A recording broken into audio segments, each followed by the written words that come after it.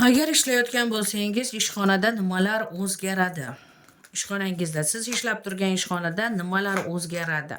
Bu o'zgarishlar sizga yoqadimi? Qanchalik? Ishxonada ishlayotgan bo'lsangizda yangiliklar boshlanadi yaqinda, o'zgarishlar bo'ladi, konfliktlar bo'ladi, lekin bu konfliktlarda sizga aloqasi yo'q. Bir nechta 3 kishidan ortiq ko'p odamlar, 3 kishidan ortiq odamlar, ko'p odamlar emas, 3 kishidan ortiq odam ishdan bo'shatiladi, chetlashtiriladi. Sizni uyingiz tinch, bu narsa sizga xalaqit bermaydi, sizda qo'rquv bo'ladi. Bu ishxonadan meni ham chetlatsa-chi degan qo'rquv bo'ladi.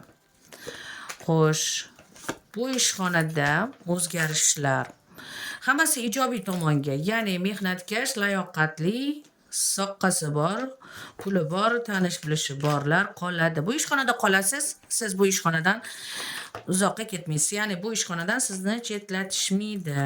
Siz faqat biron bir fitnalarga aralashmasangiz bo'ldi, lekin sizni o'zingizni ketgingiz keladi. Bu ishxonadan boshqa ishxonaga ketgingiz keladi, chunki sizga boshqa takliflar berishadi. Bu yerda yaxshi ish, yaxshi maosh bor, kel deydi, lekin bu narsaga ishonib qolmang. Xohlasangiz borib ishlang. U yerda ham tanish bilishlaringiz bo'ladi, lekin bu ishxonada agar qolsangiz nima bo'ladi? Yaxshi bo'ladi. Niyatingizga yetasiz, maoshingiz oshadi, pul keladi, obro'yingiz ham oshadi.